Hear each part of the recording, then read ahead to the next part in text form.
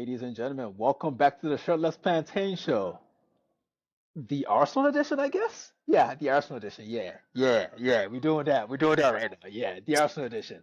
This is low key a coach's quarter Arsenal edition, but you guys know why we're here. You It's an guys are getting instant. two coaches' corners, by the way, just so you know. You're getting two, right? Yeah, because coach was at the live training session that happened earlier today, It and was while me that and was you. going, Yeah. What was that? it'll be on YouTube when? Before this. All right, all right, before this. Yeah. But this is us giving you a live reaction, basically close to live reaction to Arsenal signing Eberechi Eze, allegedly. I think we're almost there. We got the Ornstein bomba, didn't we? It literally, as we're recording, we literally got the Ornstein bomber confirming that it's been agreed. Then we got the Italian journalist saying that he's catchphrase. It's done. It's done. It's Well, we skedaddle. All right. We're here to rejoice, but let's wind it back a bit. You woke up this morning knowing that you were gonna go to the open training session to yeah. capture some good footage and maybe do something for the fans regarding this whole Arsenal season just starting. Yeah. But when did you find out about the Havertz news? Because I woke up to it. I live in the States, so I woke up and it was like 6 a.m. and I'm like, what the blood clots? We didn't even notice he wasn't training. Ironically, I don't know how he's hard to miss, but we didn't notice he wasn't training until when we actually got the news. So it was like, hold on a second, Havertz not here. He's not here. Oh wait, so we thought it was just maybe a knock, and then we find out it's a knee. I was like, when I heard knee, I was like, no, like really. And then yeah, like it. Honestly speaking, it was just a, it was terrible news, man. Like it is terrible news. Like Audrey says, I love Havertz. Havertz for me is the sort of guy you take to war with you. Like he might have that meek exterior or whatever, but genuinely the guy's a warrior. Like I see it week in week out at Emirates. The guy literally doesn't back down from nobody, and to not have him for any extended amount of time, the players will. I genuinely think the team will suffer for it. Not hopefully not too bad, but he brings something that nobody else has.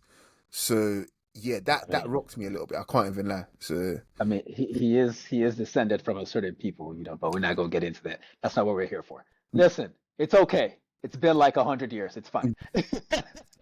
In any event, yeah, I was utterly depressed by the mm, news. But my immediate reaction, coach, mm, I put it in one of our group chats because we were in like 20 group chats together apparently. mm, But I was like, if there was ever a reason to go back in for Eberechi Eze, this is it. This is it because he doesn't play the same position as the person who just is rumored to be injured. yep. And we could still use the talent regardless of whether we gave Trossard a pay rise or not. Mm-hmm. So to actually have it happen a few hours later, where were you when you got the Ornstein news? So funny story. So I went for a run. So I did a 5K, and then I'm in the shop, just getting a quick drink, and then I get a text right from a mutual friend, right, and I'm looking at my phone. I'm like, okay, Ornstein. It says Eze, Arsenal. What? I'm just trying to make sense of it because when you work out and you're a little bit disheveled, you're a little bit like you're still trying to get your shit together. Even though I've warmed down, I've taken a walk, but I'm still a little bit. I'm out of breath, so I'm just trying to put and I'm dyslexic, so I read shit backwards, innit? Like if you guys didn't know, no, seriously, the way my brain works, I end up reading shit backwards. So it was a lot for me to try to process. Do you know what I mean? And then I'm like, oh shit, can I call you? Because I can't even speak. I'm like, can I just call you, please? Because what the fuck's happening? And then all my group chats just went off all at once. It was like the second tower got hit. Hey, listen, man. If this episode gets us canceled, it's really your fault, okay? My shit was 100 years ago. Your shit was 20 years ago. So you the culprit here. That said, I happened. This is prime work hours. I hope I don't get fired because of this recording. But this is prime work hours. I was in a meeting. I put my phone aside. I get back to my office. I Mm, get back to my desk. I pick my phone up, and there's so many notifications. yeah.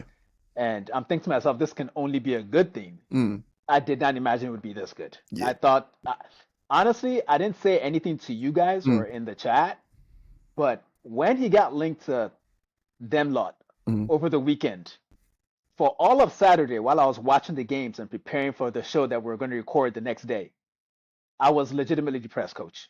I was depressed. I was like, this is not the way this is supposed to happen. Like, if we didn't get linked to him at all, it still would have hurt, given because of the player he is. Then to be linked to him legitimately, have people like Ornstein tweet about it all summer. Then they start saying, oh, we've resigned Ethan Waneri, so the urgency for a player like that is not that much. I'm like, I understand it, but I hate that you introduced me to a vibe that you could not maintain. And the shit was pissing me off so bad. I spent most of Saturday in a shit mood because of this. Didn't tell anyone I lived with because I'm a grown ass man. I should not be mad about transfers at my big ass age. But I was mad. I didn't say nothing. And like, bro, it would not have been if we had signed him at the beginning of the summer. It would not have been as enjoyable as this. This is insane. Like, and you have the luxury of actually living around Spurs fans that are legit Spurs fans. So please give me an idea of what the next few days would be like for you. You think? So I work with one who happens to be a Jobsworth, and I'm going to make sure the next time I see him that I have an Eze number 10 Arsenal shirt, even though we don't obviously wear football shirts to work. But I'll have something for him for sure. I'll definitely have something for sure. But also, it's for me. It's more about the fact that the the mood in the Arsenal fandom, like, has been really poor. Despite this summer, it's been quite poor, if we're being honest. Like, everyone's been, apart from a select few, like, everyone's just been on edge, and they've just been really easily irritable, and everything's just getting on their nerves, and it's the club shit, they're just not serious, they don't want to push the boat out, blah blah blah. And even with this, like, they're like, oh, we wouldn't do it if it wasn't for Havertz being injured, kind of thing. Like, they still can't find joy in this. And I suppose my takeaway from all of this is that if you just enjoy what you can and hope for the best, shit like this happening is all the more sweeter, because it's like, oh my gosh, I kind of hoped it would happen. I didn't really think it would, but oh my gosh, it did. This is like 4 Eids in 1 year. An Eid every quarter. Like, you know what I mean? Like, it's great. Like, the only thing I can compare it to, why it's not as big as, is the Ozil transfer. That's the only thing. That's the only thing I can compare it to, and I've got a stories about that, should I say? But it just feels amazing, man. Honestly. Yeah, but you hinted at people that we don't really consort with on this podcast in this space. Yeah. There are certain people that I think, and I accept it. It's not my style of supporting, but I understand it. I get it. It's not for me. But certain people really only take joy. The joy they get from supporting a football team is from bitching about it constantly, finding reasons to be unhappy. And I think the next thing we're moving on to, because now that we have Eze, the next issue is, well, Isak is still out there. Why didn't we bid for him? What, so I know that's coming next, So if Hermes Beltman is feeling funky, he can throw a nice little 110 in Newcastle's direction, see what they do. I'll be real with you. They need to hope and fucking pray that Martinelli stays fit. Because if not, Furio from Sopranos will be there with his big fat H. He will be there for sure. So pray for his health more than anything. Pray for Martinelli's health. Hey man, someone just posted I can't believe they're doing this now, an Indy Kayla tweet in the chat talking about the Saudi folks have offered 80 million for Martinelli. I know it's probably not true, because a broken clock in this instance is right once per 10 years. But in this instance, that can't be true. But if it is, niggas is in trouble, man. Like, but let's focus on what has actually happened, Coach. I am extremely happy. What does this guy bring to the team? I know we did a scouting report a couple weeks ago. Well, what does this guy bring to the team? Why are you so excited about the fact that we've signed him? It's crazy because probably by the time you guys hear this, I would have tweeted it again. But we made a video on him 3 years ago, right? And everything I said in that video, not only was it true, it actually came to fruition. I remember specifically saying in the video that he needs to add more goals to his game because he finishes a bit funny. And now I'd argue that his ball striking and shooting is one of his like top 3 attributes now. And this most shots from outside the box in the whole league last season. Eberechi Eze. You know what I mean? And he's hitting corners, bro, with both feet. So yeah, I mean, for me, the most important thing and the most exciting thing about it is his adaptability. I think he can form a relationship with anybody in our team. I really do. I keep banging this drum, but he's a cage footballer of a pro contract, and cage footballers that we all know, that I know at least, when they get on the ball, they make everybody else better. They give you confidence. you give them the ball, you know you're getting it back. You know what I mean? You give them the ball in tight. When you're in a tight situation, a quick stabbed pass into their path kind of thing. They make something happen out of it. Do you know what I mean? Like when you're in trouble, give the ball to those sorts of players. And I think with the way teams defend against us, just giving him the ball in those really difficult areas, he's gonna attract players to him, and he's going to make shit happen. You know, I don't see the same way Arteta has given Calafiori free room to do, you know, enact prima nocta. I feel like he's given the same sort of freedom to Eze. I don't think he's going to even try to bob, because there's no point. He's 27, and why are you bringing him to the club if you're not going to bring him to the club to do the things that he's best at, which is making shit happen, you know? Okay, are you ready to? I want to get a little controversial here, and it's too early for this. I admit that, but are you ready to resurrect the Wilshere versus Ramsey debates within the fan base? Are you ready for that? I'm not, because I'm not a loser. You know, that's the main thing. I'm not, you know, Well, you know what's so funny? It went from Wilshere versus Ramsey to Ramsey versus Cazorla. It was just like, you guys are all losers, by the way, because Ramsey's better than both. But that's not even the point. Like, why would you even try to pit them against each other? You know? well, you're on a podcast with a loser, so I'm bringing the drama. Eberechi is better than Martin Odegaard. I Agree or disagree? I couldn't give two shits who's better. I know you don't, but agree or disagree? I don't think he is.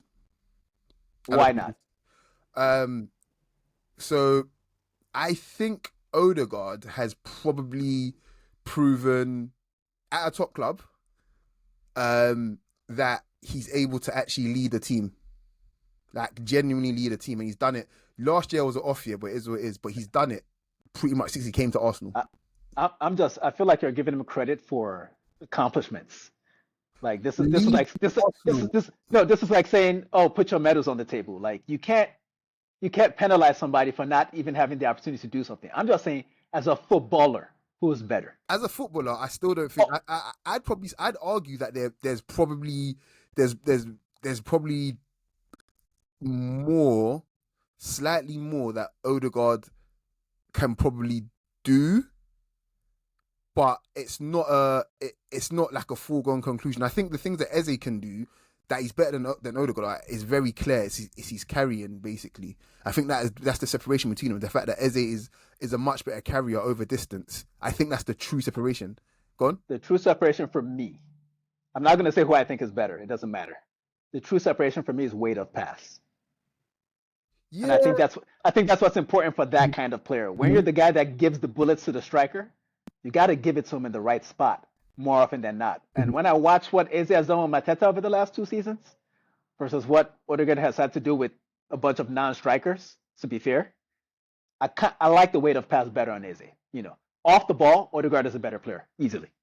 Yeah, I mean, but the thing is, that's why I'm not ever gonna indulge in this bullshit, because that Oh, I'm gonna bring it up every week, no, bro. but I'm not gonna I'm not gonna bother, because that's why you have a squad, and that's why you have players with different attributes. For example, if Arteta decided he wanted to make Saka just a low touch footballer and wants him to run in behind, then everyone's gonna be like, hold on a second, why not just make Martinelli that? Do you know what I mean? You see what I'm saying? So there's literally, you have a squad and you have different profiles for a reason. I couldn't give two shits, to be honest. And one day we'll see Declan Rice at the base of our midfield with probably Gabriel playing striker as well, and him and Saliba will just be at the back, what with Eze and Odegaard in front of them, just causing havoc. We won't even need to bother defending, because the ball is staying up there with those two demons controlling things. Do you know what I mean? Like, that's when I say siege ball, guys. This is what I mean. Genuine Amen. siege ball, guys. So I'm excited to even see Madueke play with him, because Madueke's making straight line runs into between the centre back and the full back kind of thing. And if you know what that means for a player like Eze, it just means he's got an easy option, an easy pass there for Madueke to make a first time cross when he gets the ball through to it. Like, there's so many combinations. It's crazy. It's absolutely crazy. Like, Okay. All right, crazy man. I'm excited that you're excited, because I'm also excited about this. This feels like transfer window heroin. It's great. That said, I don't want to end it on a shit note, but Do you have any words of consolation for your neighbors? You know, because it felt like they were about to get this deal done. I know it's football heritage for better clubs, bigger clubs, to gazump them on transfers. But did they do anything wrong in this instance? Do you think what did Levy do wrong, my brother?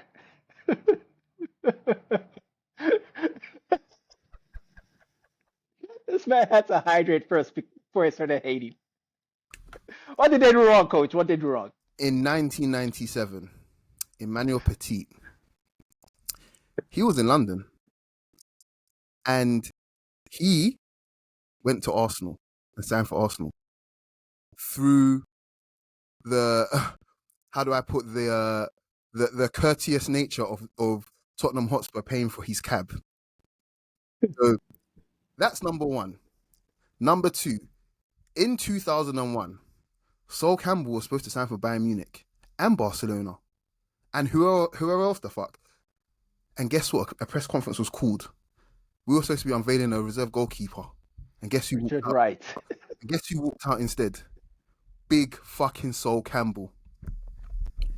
In 2013, I want to say, Willian had a medical at Tottenham. And guess what happened there?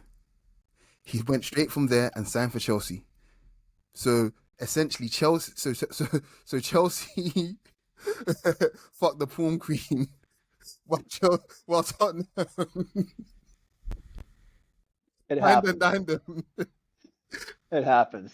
And now in 2025. So what are we on? We're on our third decade now, aren't we? Now in 2025, Eze had agreed terms with Tottenham. Clubs had agreed a deal in principle, and he still ended up at Arsenal. What does that tell you? What does that tell you? This is the history of the Tottenham. And on that note, we're out. You know what to tell people, coach? Fuck off, Spurs. Hey folks, this is Deen from the Shirtless Plantain Show. Don't forget to subscribe, comment, and follow us on all our socials. You can see them right beneath our recordings in every video. Thanks again, and see you on the next one.